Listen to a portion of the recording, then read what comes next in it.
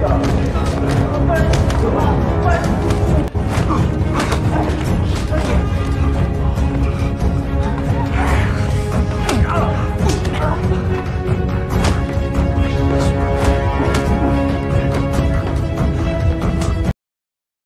Sobat Kompa dimanapun kalian berada, apa kabar? Bertemu lagi dengan saya Andreas Baok yang beralih profesi dari tukang gali kubur sekarang jadi tukang ngomongin film. Dan film yang akan saya rangkum kali ini menceritakan tentang seorang pelajar yang merangkap jadi rentenir di sekolahnya. Wah, ceritanya menarik sekali kayaknya ya. Namun seperti biasa sebelum ke alur cerita, saya mau ingetin kalian agar makan permen terlebih dahulu. Biar seancur-ancurnya muka kalian, sepahit-pahitnya hidup kalian, tapi setidaknya mulut kalian tetap manis. Ini dia, Yusuri Academy. Seleketep. Di sebuah sekolah bernama Gemhua, kita akan bertemu dengan seorang siswa pintar bernama Kang Jin. Kayaknya saudaranya Kang Iprit ini mah ya. Selain pintar, Kang Jin ini adalah siswa lugu dan miskin. Makanya tak jarang sering ditindas dan dimintai ngerjain PR oleh siswa kaya raya bernama Namyong.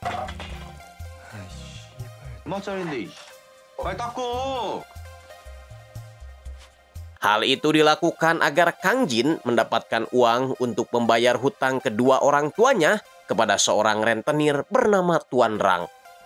Kakek.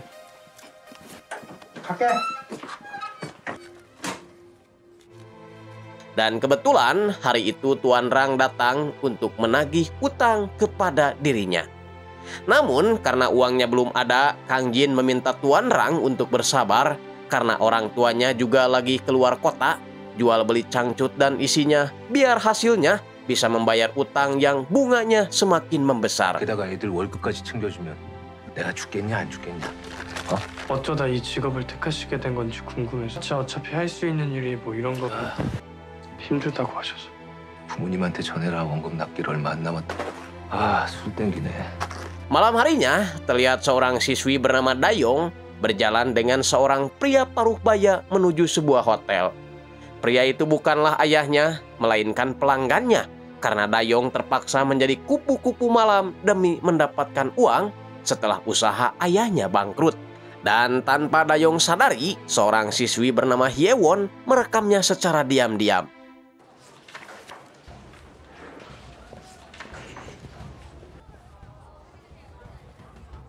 Besoknya, Kang Jin menyerahkan buku PR milik Namyong, lain halnya dengan Dayong yang dengan soknya memamerkan barang-barang brandednya pada siswi kaya raya bernama Shinji. Jadi apa yang dikerjakan Dayong semalam ternyata hanya untuk memenuhi gaya hidupnya, biar dia bisa gabung dengan murid kalangan atas. Tak lama kemudian, datanglah Hyewon. Hyewon adalah siswi yang tidak menyukai murid sombong yang selalu merendahkan murid lain seperti Shinji. Anehnya, Shinji seakan tak berkutik ketika Hyewon melihatnya dengan tatapan tajam, karena biarpun Hyewon tergolong siswa pendiam, jarang ngomong tapi sekalinya ngomong bau, tapi dia sangat disegani di kelasnya. Hingga saat jam istirahat, Hyewon menemui Dayong di toilet, menyarankan agar jangan sekali-kali berhubungan dengan Shinji karena dia tidak benar-benar menganggap Dayong sebagai teman. 남 걱정하지 말고 너나 잘해. Sementara itu, saat Kang Jin piket membereskan kelasnya, dia diberitahu temannya yang bernama Mansu kalau ternyata murid-murid populer dan kaya raya membuat sebuah komunitas yang disebut Perkumpulan Emas. Berandai-andai apakah Mansu dan Kang Jin bisa masuk ke dalam perkumpulan itu. Tak lama kemudian, muncul Namyong bersama gengnya, memberitahu kalau hasil PR yang Kang Jin kerjakan semuanya benar.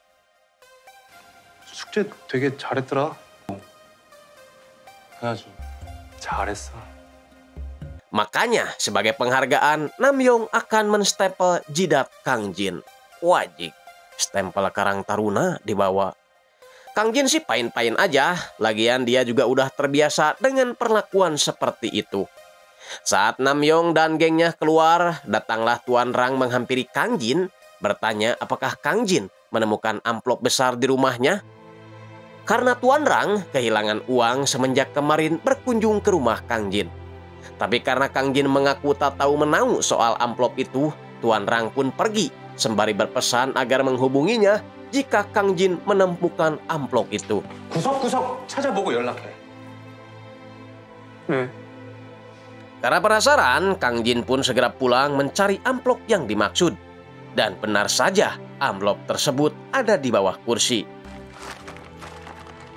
집에서 봉투. Kang Jin sebenarnya berniat mengembalikan uang tersebut kepada Tuan Rang, tapi dia gak sengaja melihat Dayong sedang kebingungan di kasir kosmetik, gak bisa bayar karena dompetnya hilang. Kang Jin pun masuk ke dalam, membayar lipstik yang diinginkan Dayong, bahkan mempersilahkan Dayong untuk belanja lagi jika ada barang yang dia inginkan.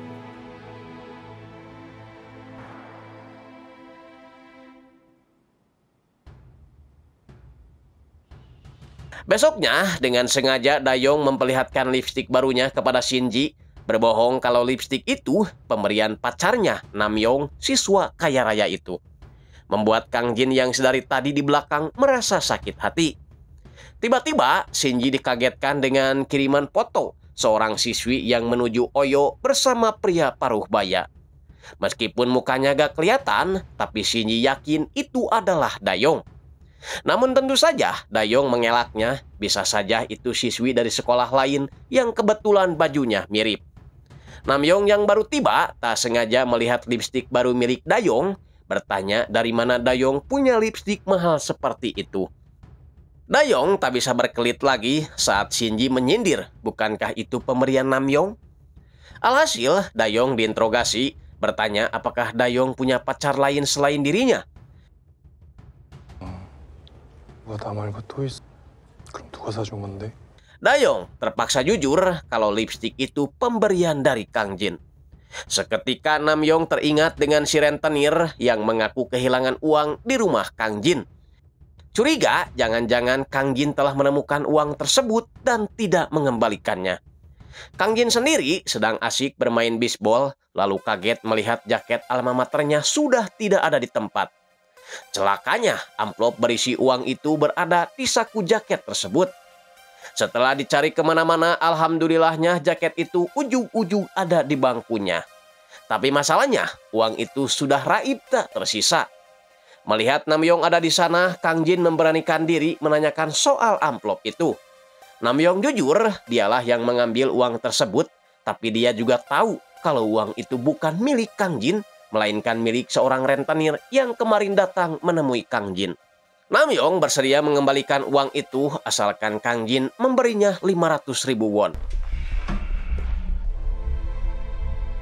다음 주까지 50만 원 갖고 와. Alhasil, Kang Jin pun pulang dengan wajah lesu, berpikir bagaimana dia bisa mendapatkan kembali uang tersebut. Sialnya, belum juga kepikiran, Tuan Rang sudah muncul di hadapannya, melihat amplop tapi isinya sudah tidak ada. Membuat Tuan Rang langsung murka. Akhirnya, Kang Jin pun jujur kalau uang tersebut sudah diambil seseorang. Tahu kalau si Kang Jin gak mungkin bisa bayar, Tuan Rang kepikiran ide lain, yaitu menjadikan Kang Jin sebagai rentenir atau istilahnya sekarang disebut Bang Emok.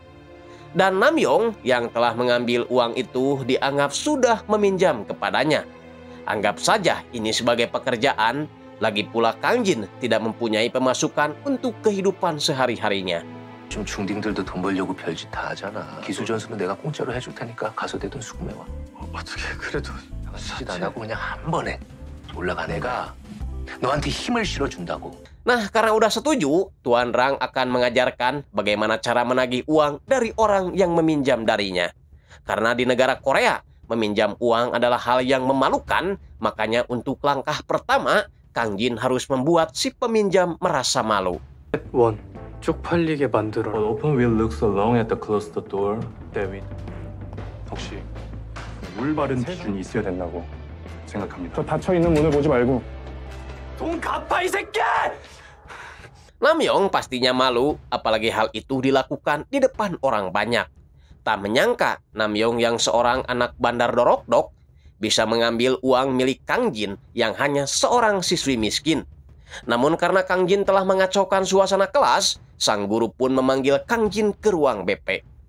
Singkatnya, tak cukup sampai di situ, Kang Jin juga menjalankan langkah kedua, yaitu mengganggu sanak keluarganya, di mana besoknya Kang Jin mendatangi kantor tempat kerja ayah Namyong, berteriak menagih utang anaknya. Beda halnya dengan si Mansu yang panik terhadap apa yang telah dilakukan oleh Kang Jin. Karena kini dia menjadi bahan obrolan semua murid setelah berani mengusik Namyong. Tapi Kang Jin tak peduli, memberikan sebuah kartu nama milik Tuan Rang, meminta Mansu agar menghubungi nomor yang ada di kartu nama tersebut jika terjadi sesuatu kepada dirinya. Tak berapa lama, Namyong dan gengnya datang, membawa Kang Jin ke sebuah tempat, lalu menghajarnya habis-habisan.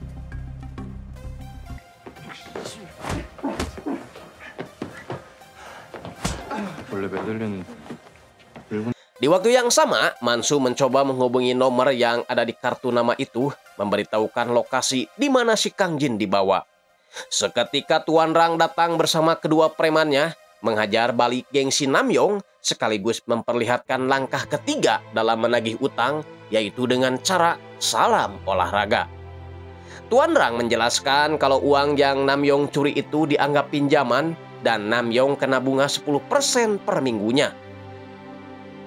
학생인 거 감안해서 기간은 다음 주 거짓말로 인한 피해 보상까지. Tuan Rang kemudian memperlihatkan sebuah surat persetujuan utang piutang lengkap dengan bunganya. Dan mau tidak mau, Namyong harus menyetujui persyaratan itu karena dia takut dihajar lagi. 그거는 우리 고객님께서 우리는 양심적으로 연이자를 100% 떡떡떡. 저 미성년자예요.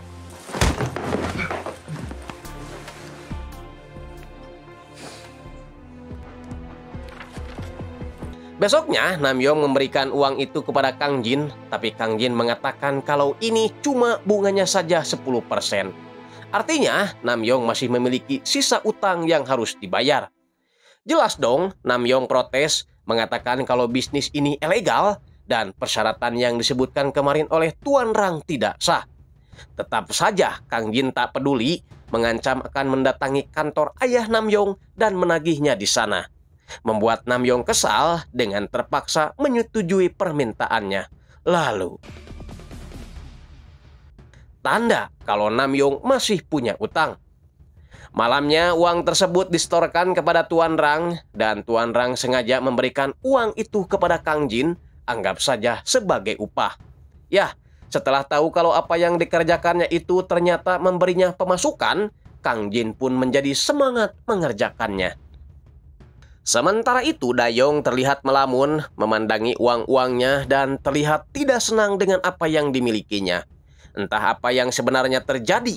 Yang jelas besoknya dia menemui Kang Jin, mengajaknya bicara empat mata di sebuah warung seblak. Di sana, Dayong curhat kalau perusahaan kicimpring keluarganya mengalami kebangkrutan, makanya sekarang ekonomi keluarganya sangat memprihatinkan. Makan juga ngandelin beras raskin yang ada kutunya tea gening. Kang Jin yang merasa iba meminta Dayong agar menghubunginya jika Dayong memerlukan sesuatu. 외식은커녕 앞으로 외식하고 싶으면 나 불러.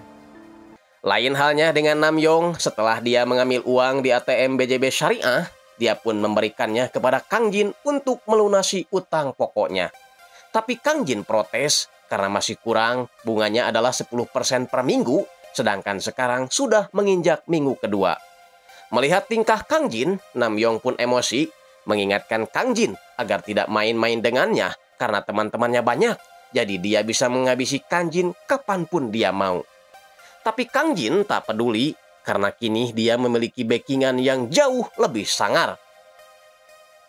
Hal itu pun membuat Kyong, salah satu anak buah si Namyong, merasa kalau Namyong tidak pantas lagi dijadikan pimpinannya. Karena gara-gara Namyong mencuri uang Kang Jin, Kyong kena pukulan dari dua preman itu.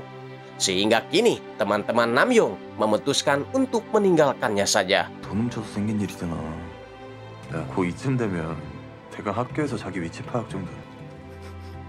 Di tempat lain, Dayong tiba-tiba didatangi polisi bernama Pak Choi. mengatakan kalau Dayong akan ditangkap atas tuduhan pencurian uang. Jadi, usut punya usut, selain melayani pelanggannya, Dayong juga mencuri uang si pelanggan, dan inilah alasan kenapa waktu itu Dayong melamun, memandangi uang penghasilannya karena uang itu hasil dari mencuri. Namun Pak Coy menawarkan syarat lain agar Dayong bisa bebas dari jeratan hukum. Kita belum kasih tahu syaratnya apa. Yang jelas si polisi Coy meminta Dayong untuk mempertimbangkan dulu syarat yang diajukannya itu. 아저씨가 얘기한 거 있잖아. 한번 읽어보고 잘 생각해봐. Di sisi lain, Tuan Rang ingin Kang Jin menguasai murid-murid di sekolahnya, memberi uang pinjaman kepada mereka, karena gaya hidup anak SMA jauh lebih tinggi dibandingkan anak TK. Jadinya, hal itu bisa mereka manfaatkan. Anggap saja Kang Jin lagi usaha membantu meringankan beban orang tuanya. 야 대박. 존나 싸게 올랐어. 용돈 받은 지는 얼마 안 됐고. 딱 20만 원. 아무리 그래도 사채를 무서워서 쓰겠어. 필요한 만큼 빌려주는 거야. 학생이 맞는 상품도. Malamnya mereka kembali bertemu. Dayong bertanya bagaimana Kang Jin bisa bertahan dari penindasan yang dilakukan oleh si Namyong. Kang Jin hanya terdiam, dia tak tahu harus menjawab apa, karena yang dia tahu orang akan disegani jika orang itu banyak uang. Sehingga untuk merubah keadaannya, Kang Jin pun menemui Tuan Rang, setuju untuk memperluas bisnisnya di sekolah. Dengan begitu, Tuan Rang menyuruh kedua tendernya untuk mengajari Kang Jin bagaimana caranya. 진도 나가야지.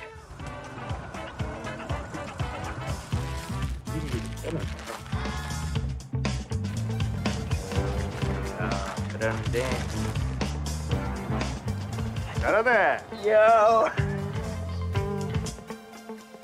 Besoknya, gosip Namyong akan pindah sekolah ke luar negeri menyebar.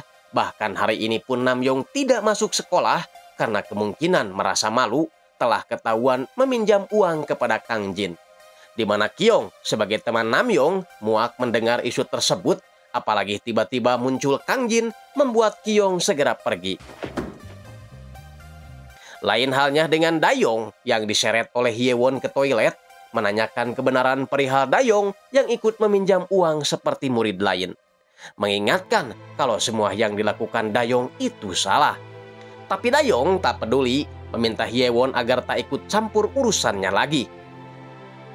Dan inilah yang dilakukan Namyong ketika bolos sekolah. Mabok Intihong ditemani oleh Shinji yang sejak orok mencintai Namyong.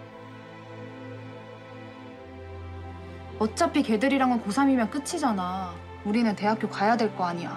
그냥 좀 가라. 어차피 학교도 곧 잘릴 거니까. 너 과제 밀린 거 없게 내가 다 해서 제출했어. Nah, untuk memperluas bisnisnya, Kang Jin dibantu Mansu mencari murid-murid yang sedang memerlukan uang. Salah satunya adalah si Kang Byung, anak kelas 3 yang sedang membutuhkan uang untuk membeli sepeda listrik buat touring ke Papua Nugini setelah lebaran nanti. Awalnya, si Byung meragukan Kang Jin, lagian uang yang dia perlukan tidak sedikit, yaitu 1 juta won. Namun karena Kang Jin ternyata bisa menyediakan uangnya, Byung pun langsung menandatangani persyaratan yang berlaku dan memberikan KTP orang tuanya sebagai jaminan. Ya, karena persyaratannya mudah, makanya banyak murid yang tergiur meminjam uang kepada Tuan Rang lewat perantara Kang Jin.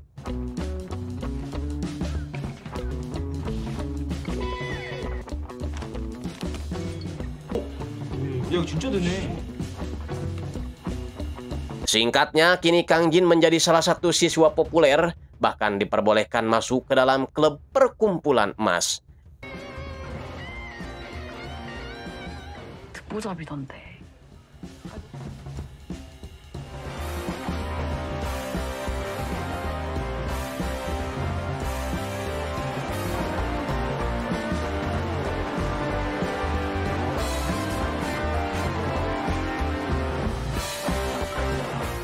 Amazingnya, kini tak hanya para murid saja yang meminjam uang, tapi gurunya pun ikutan minjam juga dengan alasan buat syukuran ultah burungnya. Keikutsertaan gurunya meminjam uang membuat Namyong semakin tersingkirkan, apalagi kini Kang Jin dapat masuk ke klub perkumpulan emasnya.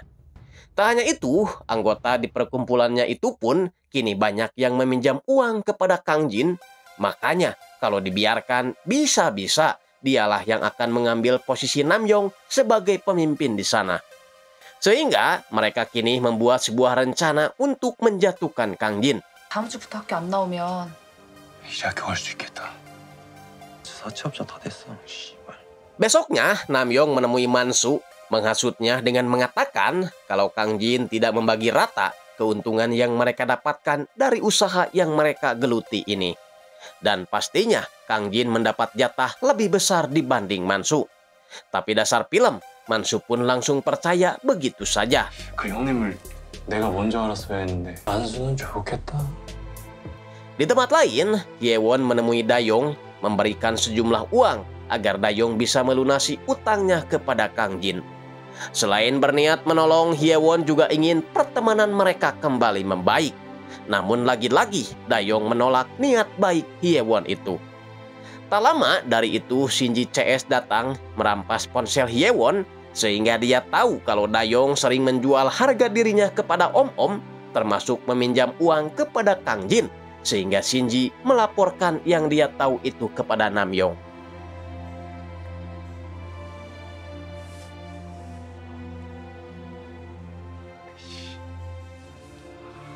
Mengetahui hal itu, Namyong langsung menemui siswa-siswa di sekolah lain yang meminjam uang kepada Kang Jin agar mereka tidak membayar utangnya. Alhasil, pemasukan Kang Jin jadi berkurang drastis, apalagi Mansu malah memberi kelonggaran pembayaran pada si peminjam. Tentu saja Kang Jin marah, pokoknya Mansu harus mendapatkan uangnya sekarang juga. 오늘까지 당장 받아. Sikap Kang Jin itu membuat Mansu semakin yakin dengan perkataan Namyong bahwa Kang Jin telah berbuat curang dalam pembagian hasil. Oleh karena itu, Mansu memutuskan menemui Tuan Rang, meminta agar dirinya dikasih jatah wilayah dengan alasan meringankan pekerjaan Kang Jin. Tuan Rang sempat ingin menghajarnya karena dia tahu maksud Mansu ingin mengkhianati Kang Jin. Tapi Mansu segera menjelaskan keuntungan jika mereka memiliki masing-masing wilayah. Pastinya mereka akan lebih mudah memantau dan menagih si peminjam. Tuan Rang yang emang mata duitan akhirnya menyetujui rencana pembagian wilayah tersebut. Di lain sisi, Namyong dan gengnya terus-terusan menghasut si penghutang agar tidak membayar utang mereka kepada Kang Jin dan bila perlu melapor saja ke polisi karena bisnis Kang Jin itu adalah bisnis ilegal. Kang Jin sendiri sangat kecewa saat mengetahui kalau Mansu sekarang memegang sebagian wilayahnya. 문자 내용 그대로야. 너 혼자 관리하기 힘들잖아. 너 일 좀 편하게 하라고 내가 일부러 찾아가서 말. Kang Jin mencoba mengkonfirmasi pada tender yang lain perihal masalah tersebut dan mereka menjawab kalau pemekaran wilayah itu sudah disetujui oleh Tuan Rang. Membuat Kang Jin semakin pusing, ditambah lagi para peminjam banyak yang gak memberi cicilan. 야, 얼마나 못 받은 거야? 대략 형님께 말씀드려야지. 야, 니네 뭐하냐? 빨리 연락 안 돌리고. Kang Jin berusaha meminta keringanan kepada Tuan Rang, tapi bosnya itu tak mau tahu. Pokoknya Kang Jin harus segera membereskan pekerjaannya. 싫으면 돈 빨리 가져와. 넌 채무자고 난 채권자야. Sementara itu, di kantor polisi banyak sekali pelajar yang mengadukan masalah pinjaman ilegal ini kepada polisi. Di mana salah satu polisi di sana, yaitu polisi Choi, ternyata mengenal baik sosok Tuan Rang yang diadukan mereka. 고등학생이 사채를 한다고? 못 믿죠. 못 믿죠. 자요. Tuan Rang sendiri yang sadar kalau bisnisnya terjadi penyumbatan, akhirnya menjalankan langkah kedua, yaitu menagih kepada orang tua murid. 대가드님이 왜 우리 돈을 빌려서? 이거 차용증인데 이거 줄 테니까 딱 500만. 이강진한테 줬잖아요. 강진이한테? 자, 차용증 세요. 감사합니다. Lain halnya dengan Kang Jin yang pusing mencari uang untuk menutupi setoran kepada Tuan Rang. 너 갚을 거 있지? 뭔 소리야? 그거 다음 달까지인데. 그치, 줘라. 내가 깎아줄게. 아 씨발 지금 없다니까. 진짜 사채업자도 아니고. 너무한 거 아니야? 야, 이 씨발 새끼야. Di lain sisi, polisi Choi lagi-lagi meminta persyaratan itu agar Dayong bisa bebas dari jeratan hukum sebelum kasusnya sampai ke kejaksaan. Tapi Dayong menolak karena syaratnya Dayong harus menyerahkan isi cangcutnya kepada polisi Choi. Wajib. Tahu aja ama yang bening mah ya si koplok teh. Setelah itu, Pak Choi menghubungi Tuan Rang, memintanya untuk segera kabur keluar kota selama 2 atau 3 minggu, karena kemarin banyak sekali para pelajar yang melaporkannya. Intinya, Tuan Rang tinggal ngasih sesajen aja buat polisi Choi, biar polisi Choi yang membereskan semuanya. Alhasil, saat Kang Jin akan menemui Tuan Rang, di sana sudah tidak ada siapa-siapa, apa mungkin dia yang akan ditumbalkan oleh Tuan Rang. Beralih ke Dayong yang dibully habis-habisan oleh Shinji setelah fotonya pergi ke Oyo bersama Om-Om diketahui oleh Shinji, termasuk surat peminjaman uang kepada Kang Jin. 맞다. 내가 이걸 안 보여줬네. Untungnya Namyong muncul membela Dayong dan Dayong segera pergi karena malu. Shinji coba mencegah Namyong yang ingin mengejar Dayong, tapi Namyong malah memarahinya. 너 미쳤냐? 돌아주면 꼭 이런다니까. Jadinya Shinji sakit hati karena cintanya bertepuk sebelah tangan.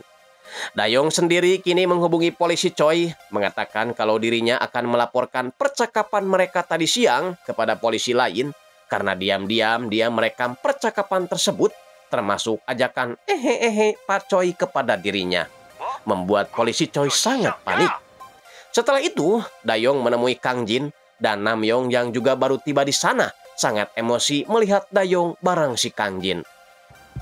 똑똑한 척 다 하더니 Dia pun ingin menghajarnya, beruntung Mansu dan motor Supranya datang menyelamatkan mereka dari ancaman Namyong CS.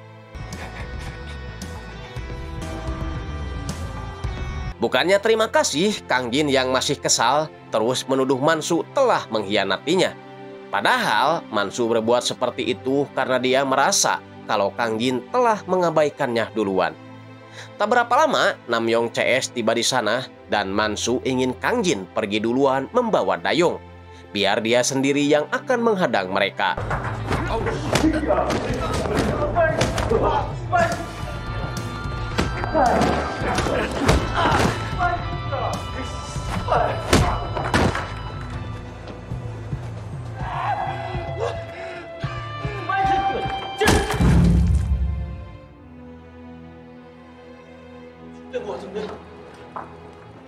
Kang Jin yang kembali seketika panik melihat Mansu sudah dalam keadaan tak sadarkan diri, segera membawanya ke rumah sakit. Sambil menunggu hasil penanganan dokter terhadap Mansu, Dayong jujur kepada Kang Jin soal isu dirinya yang selalu melayani pria-pria hidung belang. Dayong tak menampik itu, hanya saja tugas dia hanya sebatas ngobrol aja, tak lebih dari itu. Justru sekarang dia terancam masuk penjara karena pelanggannya mengadu ke polisi tentang pencurian uang yang selalu dilakukannya. Dia bisa saja bebas, tapi dia harus menyerahkan isi cangcutnya kepada polisi Choi dan dia sama sekali gak mau. Kang Jin yang merasa kasihan menyuruhnya agar pulang duluan karena malam sudah terlalu larut. 늦어질 것 같은데 먼저 들어가 쉬어. 먼저 들어가. Di pihak lain, Tuan Rang dihubungi polisi Choi menyinggung soal ancaman Dayong yang akan melaporkan dirinya. Jadinya, mereka mengubah kesepakatan di mana polisi Choi akan mengurus laporan para siswa, sedangkan Tuan Rang harus membantunya menyingkirkan Dayong. Informasi kesepakatan itu tembus kepada Kang Jin setelah seseorang memberitahunya, sehingga dia buru-buru pergi menuju rumah Dayong. Dan benar saja, Tuan Rang kini sudah berada di rumah Dayong dan siap menghabisinya. 이 스마트폰 이게 참 문제. 어디 무서워서 뭐 말 한마디 하겠어?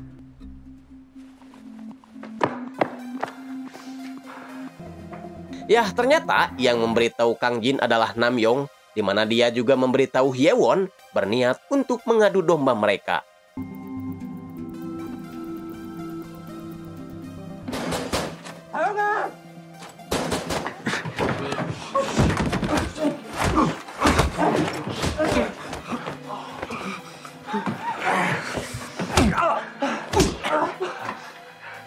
Saat Kang Jin terpojok, tiba-tiba muncul Hyewon dan tanpa banyak ngomong lagi, inilah yang dilakukan Hyewon.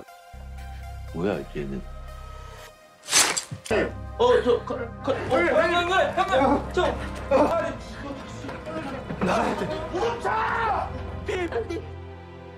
Keesokan harinya, Kang Jin dan Dayong mendatangi kantor polisi, melaporkan semuanya terkait bisnis Tuan Rang serta kebusukan polisi Choi dengan sebuah barang bukti, video yang terpasang di helm milik Kang Jin saat mencoba melawan Tuan Rang. Sehingga semua kejadian dan obrolan mereka malam itu terekam semuanya, di mana video itu diperlihatkan kepada semuanya. Beberapa hari kemudian, Shinji terlihat sedang berdiri di atas gedung sekolah, merenungi cintanya yang ditolak Namyong. Namyong sendiri setelah kejadian itu terlihat jadi banyak melamun, memikirkan Kang Jin yang tak bersekolah lagi. Padahal kan semuanya sudah kembali seperti apa yang dia harapkan. Namun entah kenapa dia sepertinya merindukan sosok Kang Jin, Dayong, dan Mansu. Namun hal tak terduga dilakukan Shinji, di mana dia mengirim foto dirinya saat bersama Namyong kepada para siswa. Tanda kalau dia pernah jadian dengan Namyong. Namun karena cintanya kini telah berakhir, maka hidupnya pun lebih baik berakhir.